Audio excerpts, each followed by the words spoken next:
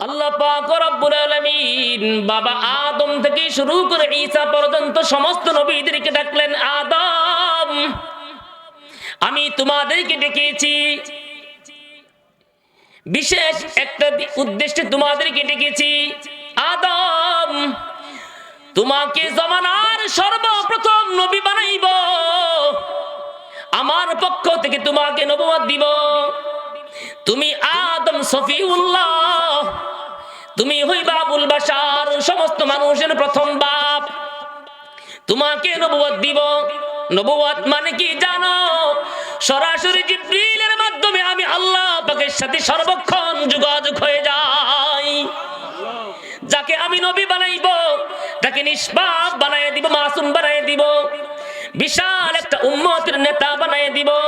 আদম আল্লাহ পাক রব্বুল আলামিন আদম নবী থেকে শুরু করে ঈসা পয়গম্বর পর্যন্ত সমস্ত নবীদেরকে বললেন, ও ইব্রাহিম তোমাকেও নবী বানাইব, ও সুলাইমান তোমাকেও নবী বানাইব, দাউদ তোমাকেও নবী বানাইব, ও মুসা তোমাকেও নবী বানাইব, ও জাকারিয়া তোমাকেও নবী বানাইব, ও ইয়াহইয়া তোমাকেও নবী বানাইব, ও ঈসা তোমাকেও নবী বানাইব।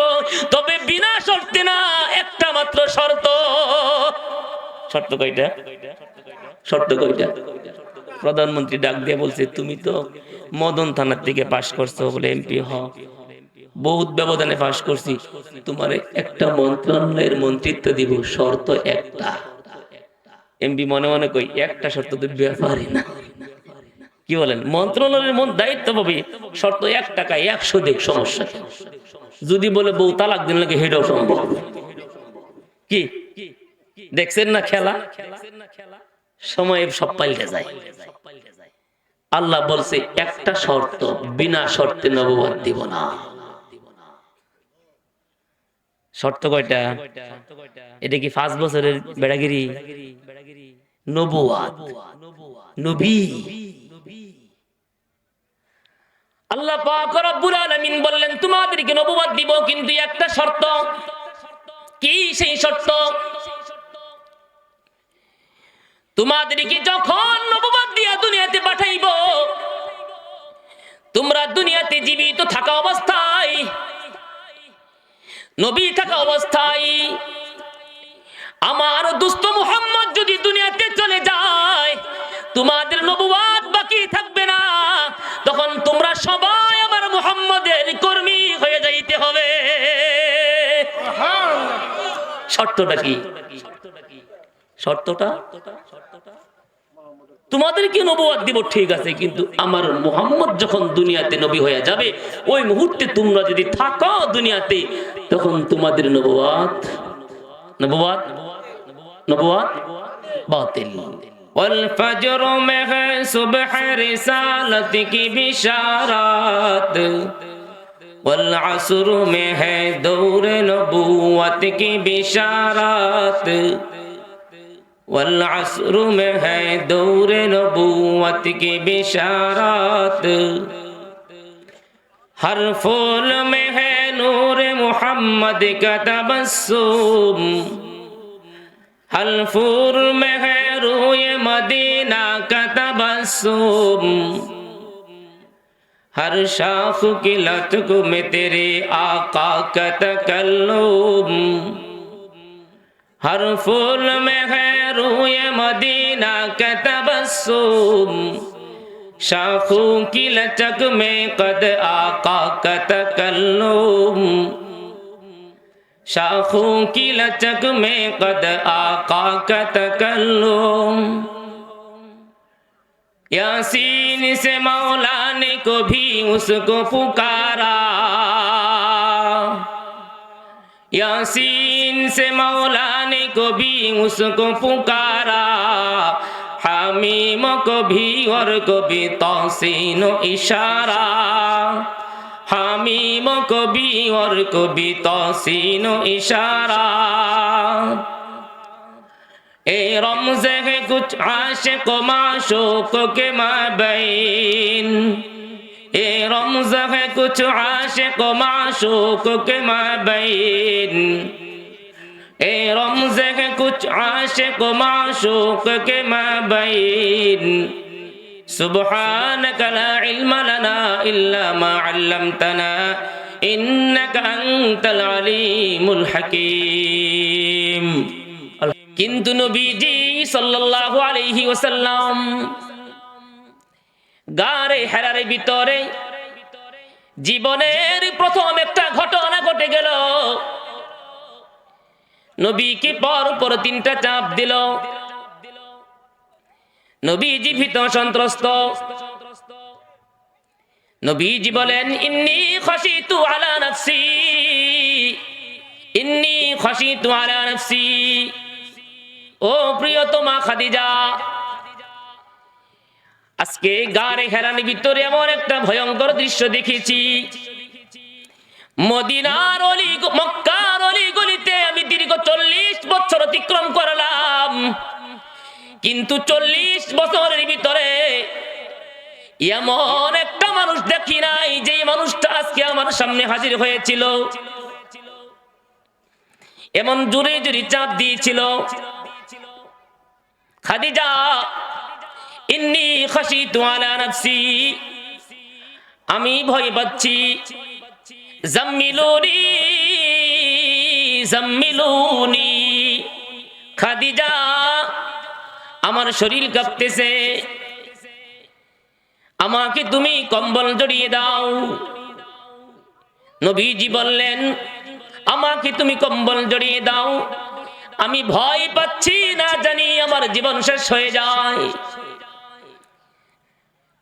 ফ্যামিলির লোকজন নবীকে কম্বল জড়িয়ে দিলেন। ফাজাম্মালু, নবীকে কম্বল জড়িয়ে দিলেন। খাদিজা রাদিয়াল্লাহু তাআলা আনহার কাছে নবীজি বলেন, নাই, আমার কাছে ওহী নাজিল হইছে। শুধু আলামতগুলি বলছেন, এই ঘটনা ঘটছে। খাদিজা রাদিয়াল্লাহু তাআলা আনহা যে চমৎকার বক্তব্য দিয়েছিলেন, কাল্লা ওয়াল্লাহি লা ইউখজিকাল্লাহু আবাদা। কখনো হতে পারে না স্বামী, কখনো হতে পারে না আপনাকে কখনো আমার আল্লাহ অপমানিত করবেন না, আপনাকে আমার আল্লাহ ধ্বংস করবেন না। ওয়াল্লাহি, আল্লাহর কসম করে বলি, ইন্নাকা লাতাসিলুর রাহিমা, স্বামী আপনি তো আত্মীয়তার সম্পর্ক বজায় রাখেন। ওয়া তাহমিলুল কাল্লা, মানুষের বোঝা আপনি নিজে বহন করেন। ওয়া তাকসিবুল মা'দুম, স্বামী আপনি তো অসহায়কে সহায়তা করেন। প্রাণের স্বামী, ওয়া তাকরিজ যায়ফ, আপনি মেহমানের মেহমানদারি করেন। এমন গুণ থাকার কারণে আমি আল্লাহ পাক রব্বুল আলামিনের কাছে আশাবাদী, আপনার মতন একটা মানুষকে আমার আল্লাহ লাঞ্ছিত করবেন না। শুধু এতটুকু বলেন নাই, খাদিজা রাদিয়াল্লাহু তাআলা আনহা তিনি বলেন, ইন্নী আরজু আন তাকুনা নাবিয়্যা হাযিহিল উম্মাহ। বলেন না আল্লাহু আকবার, জোরে বলেন না আল্লাহু আকবার। খাদিজা রাদিয়াল্লাহু তাআলা আনহা বলেন, ওয়াল্লাহি, আল্লাহর কসম করে বলি, স্বামী আপনি যে ঘটনার বিবরণ দিয়েছেন, আমি বুঝতে পারলাম আমার আল্লাহ আপনাকে আখেরি জামানার পয়গম্বর হিসাবে নির্বাচিত করে নিয়েছেন। সুবহানাল্লাহ। কেমন স্বামী আর কেমন স্ত্রী। নবীজি বলেন নাই আমার কাছে নবুয়ত আসছে, ওহী আসছে, নবীজি বলেন নাই। শুধু নবীজি ঘটে যাওয়া বর্ণনার বিবরণ দিয়েছেন। খাদিজা রাদিয়াল্লাহু তাআলা আনহা বলেন, স্বামী আপনাকে তো আমি এমনি এমনি বিয়ে করি নাই। আরবের বড় বড় ধনী মানুষ আমাকে বিয়ের প্রস্তাব দিয়েছিল, কেউ আমাকে বিয়ে করতে পারে নাই। আমি আপনাকে বিয়ে করেছি আপনার সৌন্দর্য দেখে নয়, আপনার চরিত্র দেখে, আপনার সত্যতা দেখে। ও স্বামী, আল্লাহর কসম করে বলি, আমি খাদিজা রাদিয়াল্লাহু তাআলা আনহা সর্বপ্রথম সাক্ষী দিলাম, আপনি আজকে থেকে সাধারণ কোন স্বামী না, আজকে থেকে আপনি হইলেন আখেরি জামানার পয়গম্বর। নবীজি আম্মাজান খাদিজার কাছ থেকে নাম্বার 100 তে কত পাইছেন? 110। নবীজি বলে নাই আমি নবী হয়ে গেছি, খাদিজা আগেই বলছেন আপনি এই উম্মতের নবী হয়ে গেছেন। সুবহানাল্লাহ। সবচেয়ে কঠিন জায়গা যে পীর সাহেব হুজুর বসে আছে না, আপনারা তো চিনেন না। এই সারা বাংলাদেশে কওমি মাদ্রাসার যে ব্যাপক বোর্ড আছে সরকারের স্বীকৃত, এই বোর্ডে যিনি বাংলাদেশে দাওরে মাস্টার্সে মিশকাতে সমস্ত বিভাগে যিনি পুরো বাংলাদেশে প্রথম হয়েছিলেন মেধা তালিকায়, তিনি হলেন আল্লামা নজরুল ইসলাম। এত বড় আলেম, এত বড় পীর, কিন্তু ওনার স্ত্রীর কাছে এত বড় আলেম না, এত বড় পীর না। বাস্তব কথাটা কেন বললাম? যে এই সাধারণত স্ত্রীরা স্বামীদের সকল কৃতিত্ব মেনে নেয় না, কিন্তু আম্মাজান খাদিজাতুল কুবরা রাদিয়াল্লাহু তাআলা আনহা বিনা দ্বিধায় বলেছেন, ইয়া রাসূলুল্লাহ, স্বামী আমি স্বীকৃতি দিয়ে দিলাম আপনি হলেন এই আখিরি জামানার পয়গম্বর। সুবহানাল্লাহ।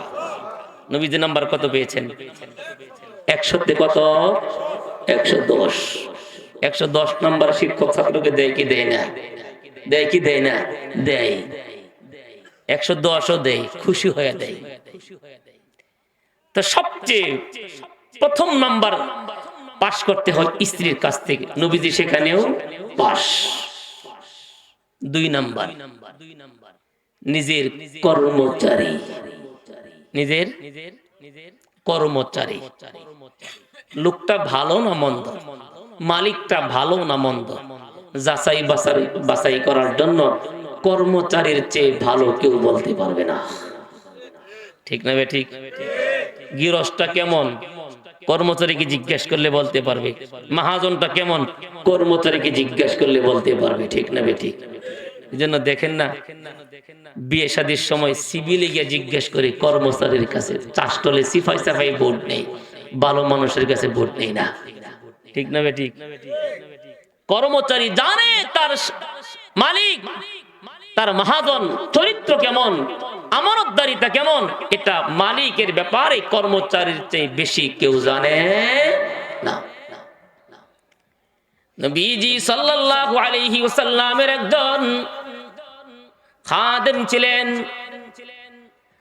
যার নাম ছিল হযরত আনাস রাদিয়াল্লাহু তাআলা আনহু। আনাস রাদিয়াল্লাহু তাআলা আনহু বলেন, আমি যখন বালক, এখনো পর্যন্ত প্রাপ্তবয়স্ক হই নাই, 7 থেকে 8 বছরের একটা বালক, তখন থেকে নবীজি সাল্লাল্লাহু আলাইহি ওয়াসাল্লামের খিদমত শুরু করেছেন। দীর্ঘ 10 বছর পর্যন্ত হযরত আনাস রাদিয়াল্লাহু তাআলা আনহু নবীজির খিদমত করেছেন। কত বছর? কত বছর? 10 বছরের ভিতরে যত বড় পীরই হোক, একবারে কি তার কোনো দোষ ত্রুটি মুরিদের সামনে ধরা পড়তো না? বলেন কথা না? ফেরেশতা হলো তো ভুল হওয়ার কথা, ঠিক না? অন্তত পক্ষে তার কর্মচারীকে একটা ধমক হলেও তো দিবে, কারণ কর্মচারীও তো এই 10 বছরের ভিতরে উল্টা পাল্টা করতে পারে, মালিকেও তো ধমক দিতে পারে। কিন্তু আনাস রাদিয়াল্লাহু তাআলা আনহু বলেন, দুনিয়ার মানুষ, আমি নবীজি সাল্লাল্লাহু আলাইহি ওয়াসাল্লামের 10 বছরের খিদমত করেছি।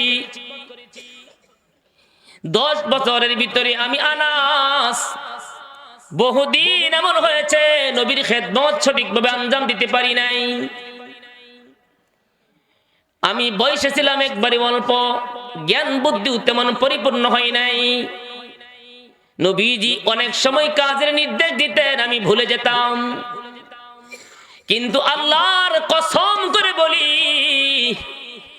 10 বছরের ভিতরে নবীজি সাল্লাল্লাহু আলাইহি ওয়াসাল্লাম একবারও আমাকে বলে নাই, আনাস কেন এমনটা করেছো, অথবা কেন এমনটা করো নাই। 10 বছরের ভিতরে নবীজি একবারের জন্য আমাকে এমন কথা বলে নাই। তাহলে কর্মচারীর কাছ থেকে, খাদেমদের কাছ থেকে নবীজি নাম্বার 100 থেকে কত পেয়েছেন? বলেন কত? কত? সংক্ষেপ করে বলতেছি। আরেকটা জায়গা 3 নম্বরে, সেটা হলো এলাকার সর্বস্তরের জনগণ। এলাকার সর্বস্তরের জনগণ। জনগণের কাছে লোকটা কেমন? এলাকার পীর সাহেব কিন্তু সবার কাছে ভালো না। ভালো লোকদের কাছে পীর সাহেব হুজুর ভালো, কিন্তু যাদের কপাল মন্দ তাদের কাছে ফেরেশতাও বলেন ভালো না। নবীজি সাল্লাল্লাহু আলাইহি ওয়াসাল্লাম যেই সমাজে জন্ম নিয়েছিলেন, যেই সমাজে নবীজি সাল্লাল্লাহু আলাইহি ওয়াসাল্লাম বড় হয়েছিলেন, কুফরি সমাজ। নবীজি সাল্লাল্লাহু আলাইহি ওয়াসাল্লামের ব্যাপারে জাহিলি যুগের কাফের মানুষগুলি কি বিবৃতি দেয়?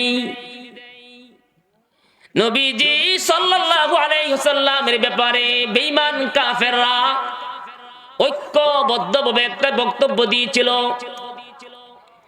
যদিও মুহাম্মাদের ধর্ম আমরা কবুল করি নাই, কিন্তু নাহনু জাররাবনাকা মিরারা, নাহনু জাররাবনাকা মিরারা ফালাম নাজিদকা কিযবা। ও দুনিয়ার মানুষ, আমরা বেঈমানরা বলতেছি, আবু জাহেল বলে, উতবা বলে, শাইবা বলে, রবিআ বলে, আবু লাহাব বলে, আমরা মুহাম্মদকে পরতে পরতে পরীক্ষা করেছি, যাচাই বাছাই করেছি, কিন্তু আল্লাহর কসম মুহাম্মাদের ভিতরে মিথ্যার কোন লেশ মাত্র খুঁজে পাই নাই। বেঈমান কাফিরদের কাছ থেকে নবীজি নাম্বার কত পাইলেন? কত পাইলেন? শুধু তাই নয়, তারা আল আমিন উপাধি দিয়েছিল। নিজেদের সমস্ত সম্পদ নবীর কাছে তারা আমানত রাখতো ব্যাংকের মতো। সুবহানাল্লাহ। এলাকার সবার কাছ থেকে আপনি যে সত্যবাদী এই স্বীকৃতি আদায় করতে মরণ পর্যন্ত সম্ভব না। সম্ভব? নির্বাচনের সময় যদি সবাই কমপক্ষে 1 লাখ টাকা করেও দেন, মানুষ 3000, ভোট 1500, গিয়া দেখবেন যদি কাস্ট হয় 1000, গিয়া দেখবেন মাত্র ভোট পাইছেন 600। কিন্তু সবাই দিয়েছেন 1 লাখ টাকা করে, তারপরেও আপনাকে সবাই ভোট দেয় নাই। কিন্তু বেঈমান কাফেররা বলে, নাহনু জাররাবনাকা মিরারা, নাহনু জাররাবনাকা মিরারা ফালাম নাজিদকা কিযবা। আমরা মুহাম্মদকে অনেক পরীক্ষা নিরীক্ষা করেছি, অনেক প্রস্তাব দিয়েছিলাম, আরবের বাদশা বানায় দিব, আরবের সুন্দরী রমণীকে বিয়ে করিয়ে দিব, এই দুনিয়ার সমস্ত সম্পদ তার সামনে হাজির করে দিব। যতবার প্রস্তাব দিয়েছি মুহাম্মদুর রাসূলুল্লাহ সাল্লাল্লাহু আলাইহি সাল্লাম আমাদের প্রস্তাব ফিরিয়ে দিয়েছে। মুহাম্মদের ভিতরে কোন লোভ পর্যন্ত আমরা খুঁজে পাই নাই। এলাকার মানুষের কাছ থেকে নবী নাম্বার পাইছেন কত? 100 থেকে 110। 4 নম্বর জায়গা হলো উপরের মহল।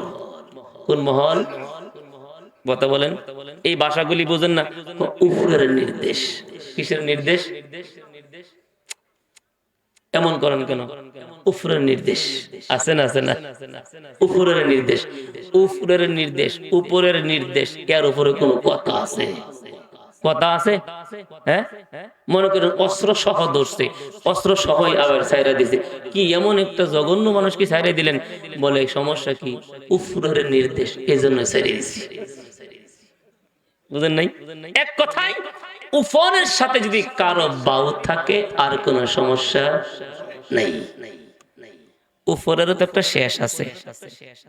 এই দুনিয়ার উপরের লাস্ট বর্ডার হলো সিদরাতুল মুনতাহা। সবার উপরে কে?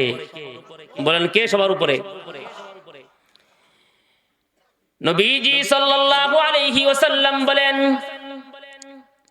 আল্লাহ পাক রব্বুল আলামিনের সাথে আমার সম্পর্ক কেমন? নবীজি সাল্লাল্লাহু আলাইহি ওয়াসাল্লাম বলেন, যখন কোন বেঈমান কাফের আমাকে গালমন্দ করত, আল্লাহ পাক রব্বুল আলামিন আরশে আজিম থেকে সরাসরি সেই কাফেরের দাঁত ভাঙ্গা জবাব দিয়ে দিত। সুবহানাল্লাহ বাড়িতে বলেন। বুঝেন নাই না? নবীর বেঈমান কাফেররা গালি দিত, জবাব দিত কে? সম্পর্কটা ভালো না থাকলে, সম্পর্কটা ভালো না থাকলে। আল্লাহ পাক রব্বুল আলামিন বলেন, একজন মানুষ যদি সবার চেয়ে বেশি শিক্ষিত হয়, চারিত্রিক সার্টিফিকেটও যদি সবার চেয়ে ভালো হয়, একজন মানুষ সবচেয়ে বেশি শিক্ষিত এবং চারিত্রিক দিক দিয়েও সবার চেয়ে ঊর্ধ্বে, বলুন তো এই মানুষটা সবার অনুকরণীয় হবে কি হবে না? হ্যাঁ, আল্লাহ পাক রব্বুল আলামিন বলেন, আমি আল্লাহ দুনিয়ার সৃষ্টির শুরু থেকে কিয়ামত পর্যন্ত যত জ্ঞান বিজ্ঞান পাঠিয়েছি, কিয়ামত পর্যন্ত যত বিজ্ঞান আবিষ্কার করবে, নবীজি সাল্লাল্লাহু আলাইহি ওয়াসাল্লাম বলেন, উতিতু ইলমাল আউয়ালিনা ওয়াল আখিরিন। ও দুনিয়ার মানুষ, আল্লাহ পাক রব্বুল আলামিনের পরেই দুনিয়ার সৃষ্টি শুরু থেকে কিয়ামত পর্যন্ত যত জ্ঞান বিজ্ঞান হবে, সমস্ত জ্ঞান বিজ্ঞান একদিকে রাখা হবে।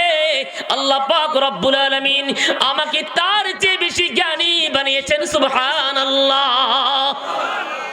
আল্লাহ পাক রব্বুল আলামিন বলেন, আমি আল্লাহ সবচেয়ে জ্ঞানী, আমার জ্ঞানের কোনো শুরু নাই শেষ নাই, কিন্তু আমার পরে যে মানুষটা সবচেয়ে জ্ঞানী তিনি হলেন মুহাম্মদুর রাসূলুল্লাহ। সবচেয়ে জ্ঞানী কে? আল্লাহ, তারপরে মুহাম্মদুর রাসূলুল্লাহ। আমার কথা না, নবীর কথা। আবার দেখি তাহলে সার্টিফিকেটটা কেমন, নবীর চারিত্রিক সার্টিফিকেট। শিক্ষাগত সার্টিফিকেট তো পাইলাম, আল্লাহর পরেই নবীর শিক্ষা জ্ঞান। চারিত্রিক সার্টিফিকেট কেমন? বেঈমান কাফেররা নবীরে পাগল বলে, নবীরে কাহেন বলে, সাহের বলে। আল্লাহ পাক রব্বুল আলামিন প্রত্যেকটা জবাব দেয়।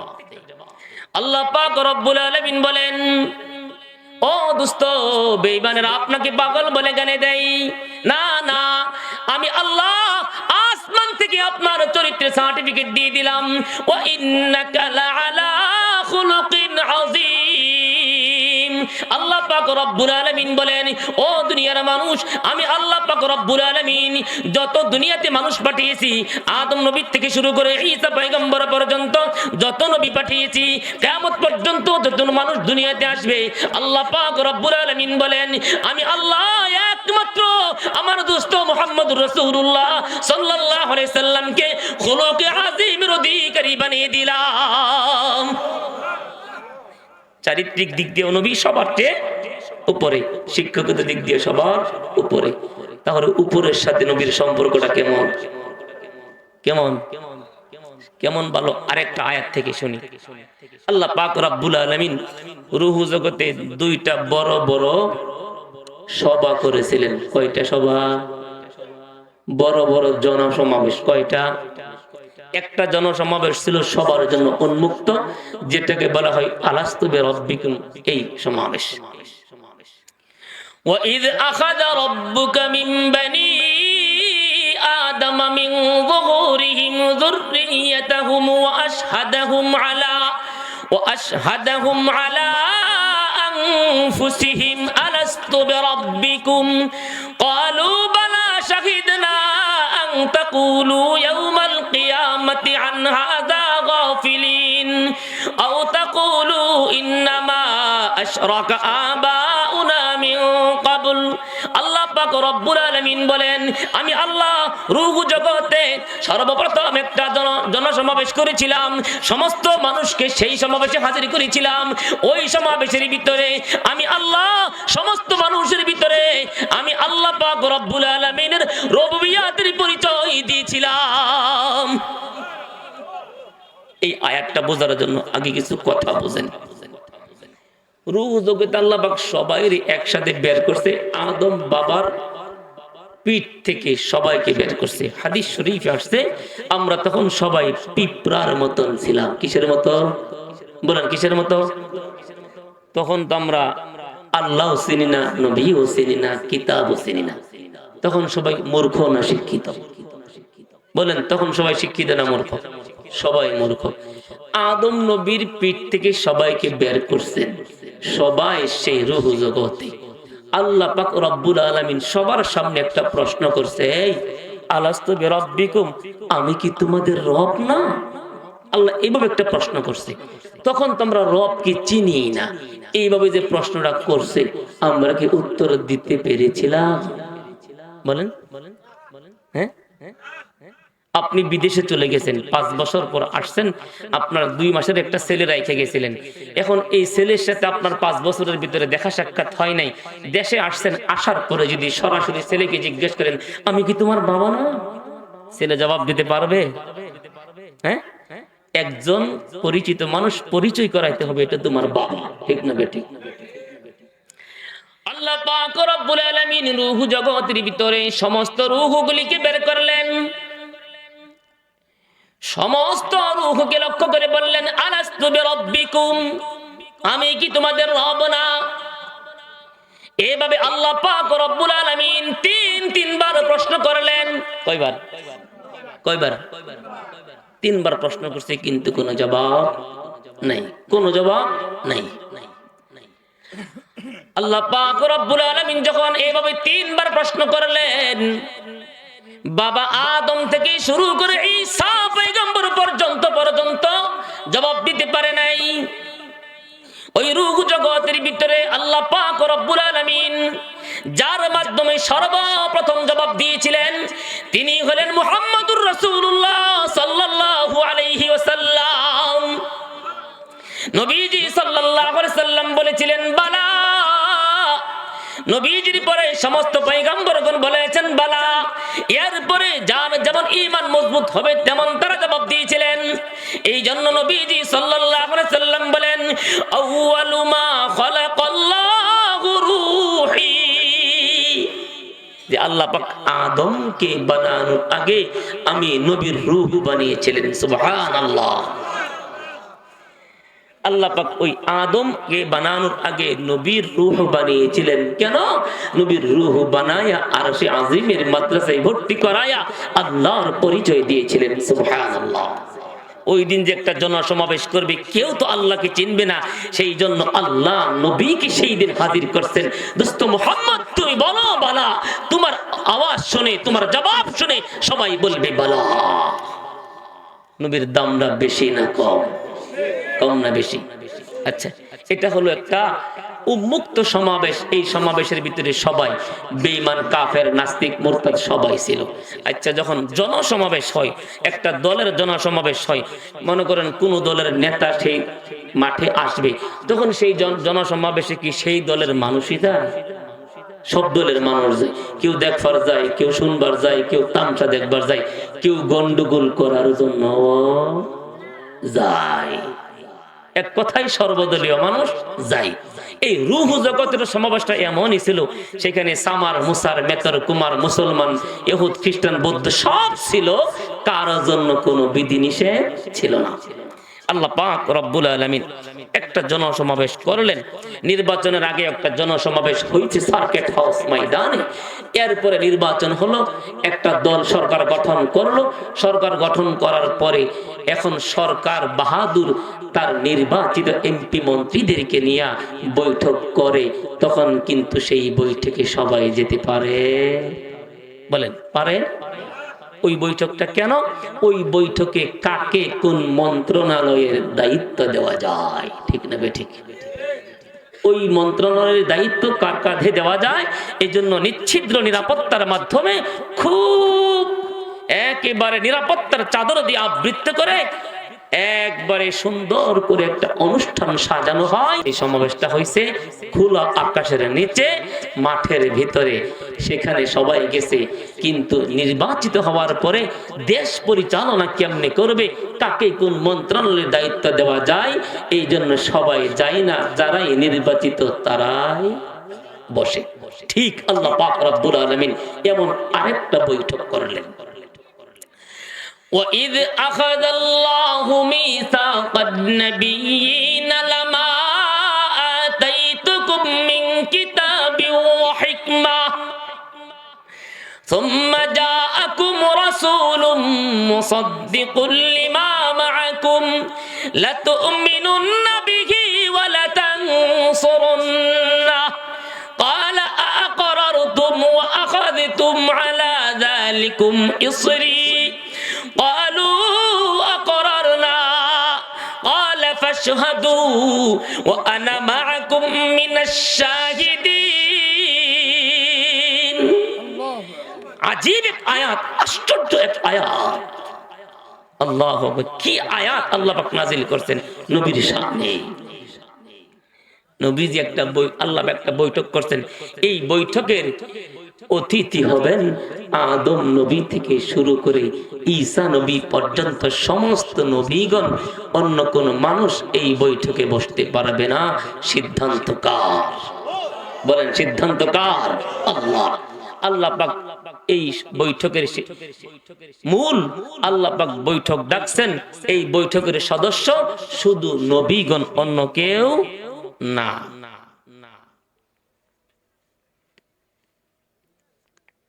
আচ্ছা, মানে বই ফাইন না, এটা দিছে বাড়াইবার লেগিয়া, ওয়াজ বাড়াইতাম, বুঝছেন নি? বই ফাইন না, বুঝছেন? গতকালকে আমাকে এরকম একটা চিঠি দিছে, 5 মিনিটের ভিতরে আমাকে চিঠি দিয়েছেন, কেমন এমনি ছাইরা দিব, কতক্ষণ ধরে বসে দিছি, পরে ছাইরা দিছি। ছাইরা দেওয়ার পরে কমিটি মারামারি। আমি দিয়ে এলাম এক হুজুরে বেশি ওয়াজ করবো, হেলেকে দিছে 5 মিনিট। আমার কি আছে? তো যাই হোক, আল্লাহ পাক রব্বুল আলামিন এবার বৈঠক দিছে। বৈঠকের সদস্য কে কে? বলেন, কে কে? শুধু নবীগণ। এখনো পর্যন্ত নবুয়ত কিন্তু দেয় নাই, কিন্তু আল্লাহ তো জানে কারে কারে নবুয়ত দিবে। জানে কি জানে না?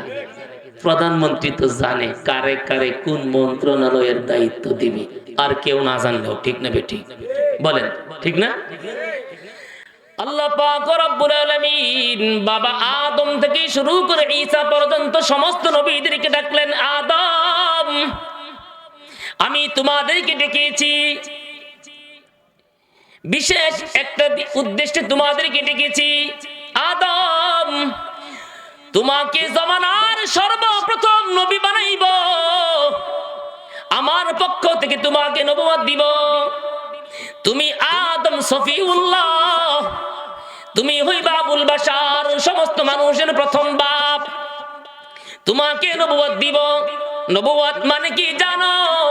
সরাসরি জিবরিলের মাধ্যমে আমি আল্লাহ পাকের সাথে সর্বক্ষণ যোগাযোগ হয়ে যাই। যাকে আমি নবী বানাইব তাকে নিষ্পাপ বানায় দিব, মাসুম বানায় দিব, বিশাল একটা উম্মতের নেতা বানায় দিব। আদম, আল্লাহ পাক রব্বুল আলামিন আদম নবী থেকে শুরু করে ঈসা পয়গম্বর পর্যন্ত সমস্ত নবীদেরকে বললেন, ও ইব্রাহিম, তোমাকেও নবী বানাইব, ও সুলাইমান, তোমাকেও নবী বানাইব, দাউদ, তোমাকেও নবী বানাইব, ও মুসা, তোমাকেও নবী বানাইব, ও জাকারিয়া, তোমাকেও নবী বানাইব, ও ইয়াহইয়া, তোমাকেও নবী বানাইব, ও ঈসা, তোমাকেও নবী বানাইব। তবে বিনা শর্তে না, একটা মাত্র শর্ত। শর্ত কয়টা? শর্ত কয়টা? প্রধানমন্ত্রী ডাক দিয়ে বলছে, তুমি তো মদন থানার থেকে পাশ করছো বলে এমপি হও, বহুত ব্যবধানে পাশ করছি, তোমার একটা মন্ত্রণালয়ের মন্ত্রিত্ব দিব, শর্ত একটা। এমপি মনে মনে কই, একটা শর্ত তো ব্যাপারই না। কি বলেন? মন্ত্রণালয়ের দায়িত্ব পাবে, শর্ত 1 টাকা 100 দেখ, সমস্যা। যদি বলে বউ তালাক দিন লাগে, হেটাও সম্ভব। কি দেখছেন না খেলা? সময় সব পাল্টে যায়। আল্লাহ বলছে একটা শর্ত, বিনা শর্তে নবুয়ত দিব না। শর্ত কয়টা? এটা কি 5 বছরের বেড়াগিরি?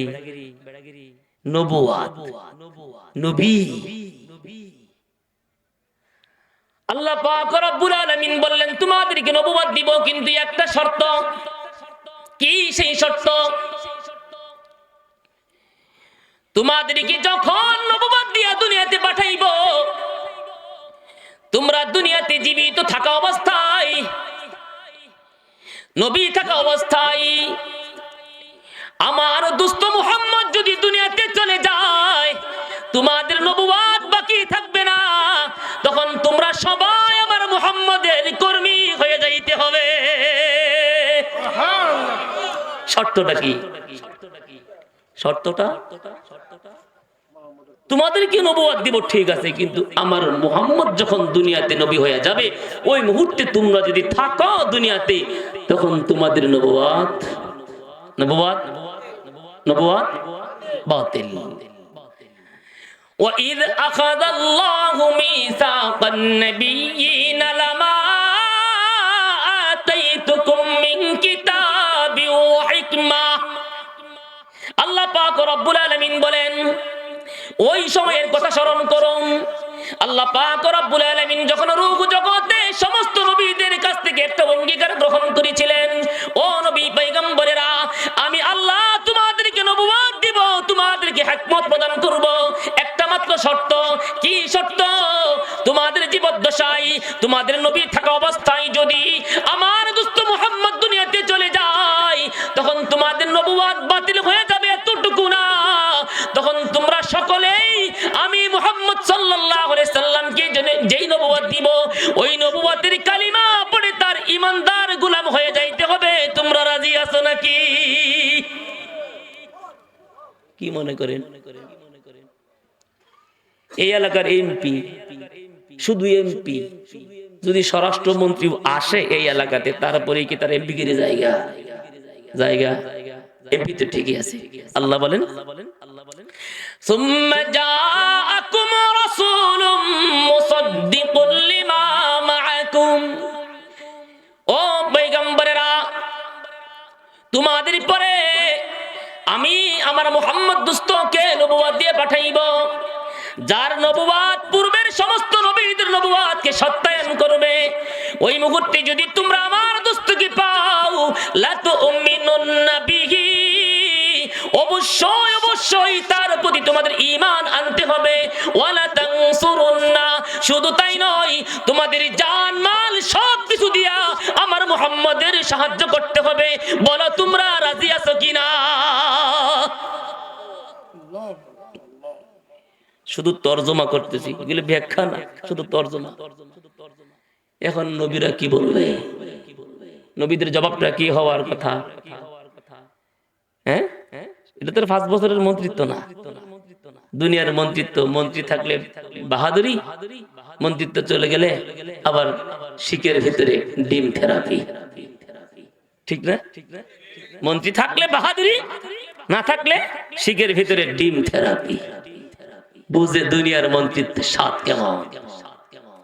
আল্লাহ পাক রব্বুল আলামিন বলেন, ও নবী পয়গম্বরেরা, আমি আমার এমন একটা দোস্তকে নবী বানাইব, যার নবুয়তের পরে আর কিয়ামত পর্যন্ত নবুয়ত থাকবে না। তোমাদেরকে নবুয়ত দিব, তোমাদের নবুয়তের টাইম কতদিন পর্যন্ত হবে? ও আদম, তুমি চলে গেলে তোমার নবুয়তের টাইম চলে যাবে। ও ইব্রাহিম, তুমি চলে যাওয়ার পরে তোমার নবুয়তও চলে যাবে। ও মূসা, তোমার ইন্তেকালের পরে তোমার নবুয়তও চলে যাবে। ও ঈসা, তুমি চলে যাওয়ার পরে তোমার নবুয়তও চলে যাবে। কিন্তু আমার দোস্তকে এমন একটা নবুয়ত দিব, কিয়ামত পর্যন্ত কোন নবী আসবে না, ঠিক আছে, কিন্তু তারপরেও আমি আল্লাহ আমার মুহাম্মদ দোস্তের নবুয়ত বাতিল করব না।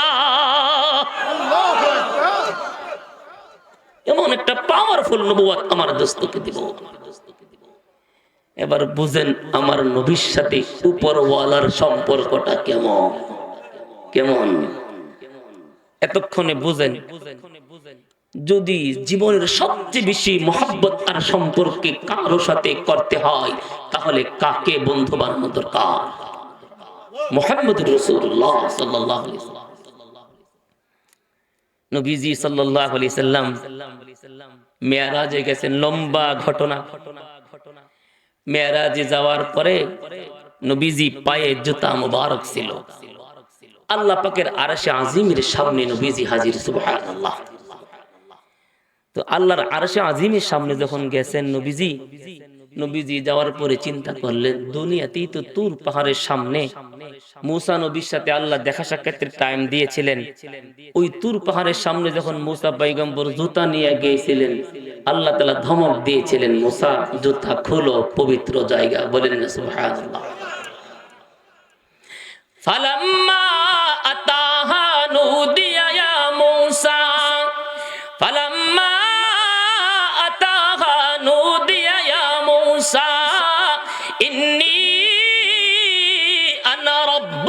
আখলা'না আলাইক ইন্নাকা বিল ওয়াদিল মুকদ্দাস তুওয়া। ও মূসা, তুর পাহাড়ে আমার সাথে দেখা সাক্ষাৎ করার জন্য আসছো, কথাবার্তা বলার জন্য আসছো, কিন্তু খবরদার খবরদার মনে রাখবা, এই তুর পাহাড়টা সাধারণ জায়গা না, একটা সম্মানিত জায়গা। সুতরাং এই সম্মানিত জায়গায় জুতা পা দিয়ে আমি আল্লাহর সাথে কথা বলতে পারবা না। আল্লাহর সম্মানার্থে তুর পাহাড়ের সামনে মূসা নবীর জুতা খুলে ফেলতে হয়েছে। তো নবীজি মেরাজে গেছেন, এটা কি তুর পাহাড়ের সামনে গেছে? সবকিছু ভেদ করে আল্লাহ পাকের একবারে কাছাকাছি, ধনুক তীরের দুইটা মাথা যেমন একসাথে একাকার হয়ে যায়, আর রাসূল তেমন কাছাকাছি। আল্লাহ তাআলার এই আরশ আজিম সামনে দেখে নবীজি সাল্লাল্লাহু আলাইহি সাল্লাম জুতা খোলার জন্য চেষ্টা করলেন, কারণ আল্লাহর সামনে তো জুতা খুলতেই হয়। কি বলেন? আল্লাহ পাক রব্বুল আলামিন বলেন, দোস্ত ইয়া হাবিবি লা তাখলা'ন আলাইক, ইয়া হাবিবি লা তাখলা'ন আলাইক। ও দোস্ত, তুর পাহাড়ের সামনে মূসা পয়গম্বর কি জুতা খোলার অর্ডার করেছিলাম, কিন্তু আমি আল্লাহ আরশ আজিমের সামনে আপনাকে অর্ডার দিলাম, আপনি জুতা খুলতে পারবেন না, জুতা খুলতে পারবেন না। কারণ কি? আপনার জুতার চেয়ে আমার আরশ আজিমের দাম বেশি না। ও দোস্ত, মূসা তো আমার আশিক ছিল, আমাকে পাওয়ার জন্য পাগল ছিল, কিন্তু আমি আল্লাহ আশিক, আপনি তো মাশুক, এই জন্য আপনাকে পাওয়ার জন্য আমি আল্লাহ আমার আরশ আজিম পর্যন্ত সফরের ব্যবস্থা করে নিলাম। উপরের সাথে নবীর সম্পর্কটা কেমন কেমন? এই জন্য আমরাও বলি, তোমাদের উপর আছে, আমাদের উপর আছে না? আছে না? তোমাদের উপর তো সুপ্রিম কোর্ট পর্যন্ত গিয়ে শেষ হয়ে যায়, সরকার ফেললে গেলে সব খারিজ হয়ে যায়, ঠিক না বেঠিক? আর আমাদের শুরুই হবে সিদরাতুল মুনতাহা থেকে, যাবে কোথায়? আরশে আজিম পর্যন্ত। সুবহানাল্লাহ। এই জন্য কাউকে গুনার টাইম নেই। আল্লাহ পাকের কাছে নবীজি গেলেন, সেখানে অনেক হাদিয়া নিয়ে গেলেন, তাহিয়াতুল ভিতরে সেগুলির আলোচনা ওগুলি করা যাবে না। হযরত রাসূল পাক সাল্লাল্লাহু আলাইহি ওয়াসাল্লাম আল্লাহ পাকের কাছে একটা গোপন বৈঠক করলেন। আল্লাহ মনে একটা আশা। কি আশা? যে আমি তো হইলাম সর্বশেষ নবী, এতিম নবী, উম্মত এতিম। উম্মত তো বড় দুর্বল, এরা তো গুনায় জড়িয়ে যায়, আমার উম্মত যেন ধ্বংস না হয়ে যায়। বলেন না সুবহানাল্লাহ। নবী জমিনে না আরশে আজিমে, ওইখানে গিয়াও নবীজি আমাদেরকে বলেন না, কিন্তু যার পিছনে জীবন যৌবন রাত দিন সব শেষ করতেছি, যাকে চেয়ারে বসানোর জন্য, ওই নেতা সুযোগ পাইলে আমাকে আপনাকে বলারও টাইম নেই, ঠিক না বে ঠিক? যখন তার সংকুচিত হয়ে যায় সব, নেতা কর্মীর বলারও টাইম থাকে না, কারণ নিজের আখের গুছাও। আর নবী কোথায়? আরশে আজিমে। নবীজি সাল্লাল্লাহু আলাইহি ওয়াসাল্লাম বলেন, আল্লাহ আনতা রাব্বুল আলামিন ওয়া আনা রাহমাতুল লিল আলামিন, আনতা রাব্বুল লাতীফুন ওয়া আনা নাবিয়্যুন শরীফুন। ও রব্বুল আলামিন, আপনি যেমন রব্বুল আলামিন, আমি তেমন রাহমাতুল লিল আলামিন। আপনি যেমন রব্বুল লাতীফুন, আমি তেমন নাবিয়্যুন শরীফুন। আপনার কাছে আমার একটা সিদ্ধান্ত নিতে চাই। কি সিদ্ধান্ত? আল্লাহ, আমি আপনার কাছ থেকে ফাইনাল সিদ্ধান্ত জানতে চাই, আমার উম্মত যেন পূর্বিকার উম্মতের মতন ধ্বংস না হয়ে যায়। আল্লাহ পাক রব্বুল আলামিন বলেন, দোস্ত তুমি টেনশন করবে না, তুমি টেনশন করবে না, আমি আল্লাহ পাক রব্বুল আলামিন তোমার উম্মতের জন্য এমন একটা ওয়াজিফা দিয়ে দিলাম, এমন একটা আমল দিয়ে দিলাম, ওই আমল যদি তোমার উম্মত নিয়মিত করতে পারে, আমি আল্লাহ পাক রব্বুল আলামিন ওয়াদা করলাম, হাসরের কঠিন ময়দানে আমি আল্লাহ তোমাকে বেইজ্জতি করব না, তোমার একটা উম্মতকে জাহান্নামে পাঠাইব না। আমল কয়টা? কয়টা? ওই আমলটার নাম হলো সপ্তাহে একদিন জুমার নামাজ।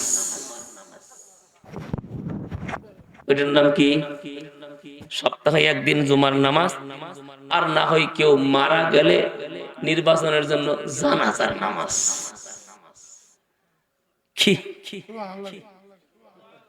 এই জাতীয় নামাজই আছে না নাই? এখন যদি বাড়ি চালান দেন তা দেখা যাবে শ্রোতাদের ভিতরে 2/3 মনে হয় এশারের নামাজই ধরছে না। সত্য না মিথ্যা? আরো নিচের দিকে, আরো যদি নিচের দিকে যাচাই বাছাই করা হয় দেখা যাবে অধিকাংশ মানুষের শরীরই নাপাক, নামাজ করতে হতো। সত্য না মিথ্যা? হাসতেছে, হাসতেছেন।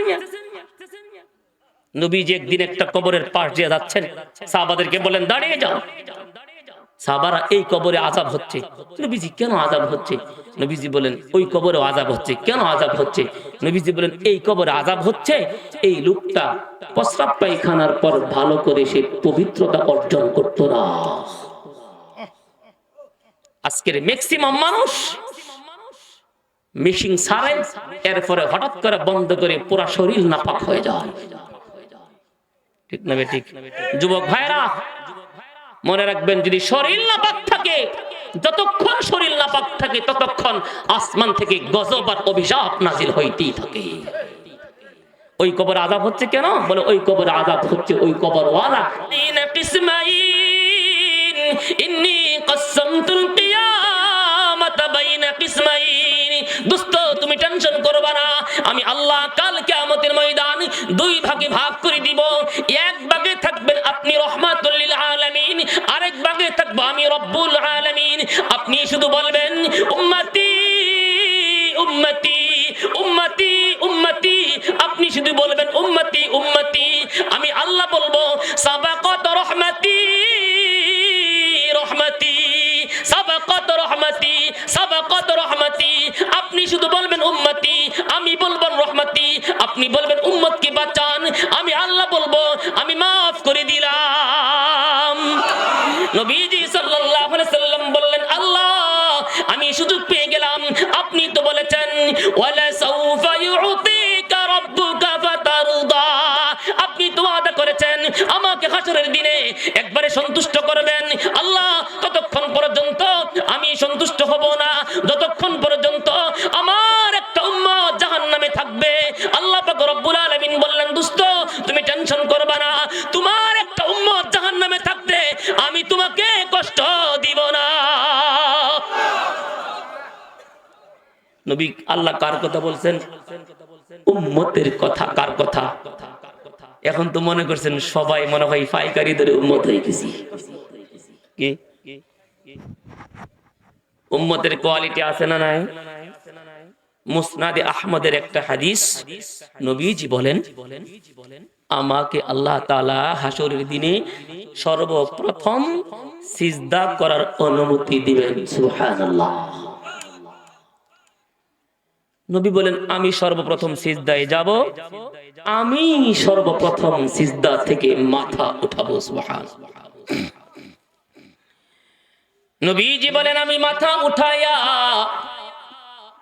আমার সামনের দিকে যত দূর তাকাইব শুধু দেখব আমার উম্মত, আমার উম্মত। ডানে তাকাইব বামে তাকাইব দেখব শুধু আমার উম্মত। সাহাবারা জিজ্ঞেস করলেন ইয়া রাসূলুল্লাহ এত কোটি কোটি অসংখ্য অগণিত মানুষের ভিতরে আপনার উম্মত কেমনে চিনবেন? নবীজি সাল্লাল্লাহু আলাইহি ওয়াসাল্লাম বলেন আমার উম্মতের 4টা বৈশিষ্ট্য, আমার উম্মতের 4টা আলামত। এই 4 আলামত যদি কারো ভিতরে থাকে সে আমার উম্মত। এক নম্বরে হলো আল্লাহ পাক রব্বুল আলামিন ওয়াদা করেছেন পূর্বের কোন নবীর উম্মতকে ডান হাতে আমলনামা দিবে না, কিন্তু আমার আল্লাহ আমার উম্মতের ভিতরে জান্নাতীদেরকে ডান হাতে আমলনামা দিবে। আমি এই ডান হাতের আমলনামা দেখে চিনবো এটা আমার উম্মত, অন্য কোন নবীর উম্মত না। এক নম্বর বৈশিষ্ট্য। এক নম্বর সাহাবীরা বলেন হুজুর এই বৈশিষ্ট্য কি শুধুই কেবল আমাদের জন্য? নবী বলেন, হ্যাঁ, এই বৈশিষ্ট্য আমাদের জন্য, পূর্বের নবীদের এই বৈশিষ্ট্য হবে না। নবীজি সাল্লাল্লাহু আলাইহি ওয়াসাল্লাম বলেন, আমার উম্মতের 2 নম্বর বৈশিষ্ট্য, 5 ওয়াক্ত নামাজ পড়ার জন্য যখন উম্মত ওযু করত, ইন্না উম্মতি ইদআউনা ইয়াওমাল কিয়ামাতি গুররাম মুহাজ্জালিনা মিন আথারিল উযু। নবীজি সাল্লাল্লাহু আলাইহি ওয়াসাল্লাম বলেন, আমার উম্মত ওযু করতে গিয়া অঙ্গ প্রত্যঙ্গের যেই পর্যন্ত ওযুর পানি দৌত করত, ওই পর্যন্ত কাল কিয়ামতের ময়দানে পূর্ণিমার চাঁদের মতন ঝকঝক করতে থাকবে। সুবহানাল্লাহ। নবীজি বলেন, এই বৈশিষ্ট্য পূর্বের কোন উম্মতের থাকবে না। এই জন্য আমি নবীজি কোটি কোটি উম্মতের ভিতরে আমার উম্মত চিনতে ভুল করব না। 3 নম্বরে বৈশিষ্ট্য, আমার উম্মতের 3 নম্বরে বৈশিষ্ট্য, আমার উম্মত যখন নামাজ পড়তো, নামাজ পড়ার কারণে তাদের সিজদার জায়গায় একটা আলামত দেখা দিবে, চিহ্ন দেখা দিবে। সীমাহুম ফি বুজুহিহিম মিন আতারিস সুজুদ যালিকা মাসালুহুম ফিত তাওরাত ওয়া মাসালুহুম ফিল ইনজিল। আল্লাহ পাক রব্বুল আলামিন বলেন, যারা দুনিয়াতে 5 ওয়াক্ত নামাজ পড়বে, এই নামাজীদের সিজদার জায়গায় কাল কিয়ামতের ময়দানে পূর্ণিমার চাঁদের মতন চকচক করতে থাকবে। সুবহানাল্লাহ। যারা দুনিয়াতে নামাজ পড়তো না, তাদের কপালে ঠাড়া পড়বে। সত্য কথা, যারা দুনিয়াতে 5 ওয়াক্ত নামাজ পড়বে তাদের কপালে একটা নূর চমকাবে। কোরআনের আয়াত, সীমাহুম ফি বুজুহিহিম মিন আথারিস সুজুদ, সিজদার কারণে, সিজদার আলামত তাদের চেহারায় ভাসবে। সুবহানাল্লাহ। এদিকে আমার কথা, কোন পীর সাহেবের কথা, নবীর কথা না, ডাইরেক্ট আল্লাহর কথা। আল্লাহ বলেন, এই আলামতটা শুধুমাত্র উম্মতি মুহাম্মাদের জন্যই। আর এই আলামতের কথা শুধু কোরআনে বলছি তা নয়, বরং এই আলামতটার কথা তাওরাতেও বলেছিলাম, ইনজিলেও বলেছিলাম। সুবহানাল্লাহ। তাহলে নামাজ লাগবে কি লাগবে না?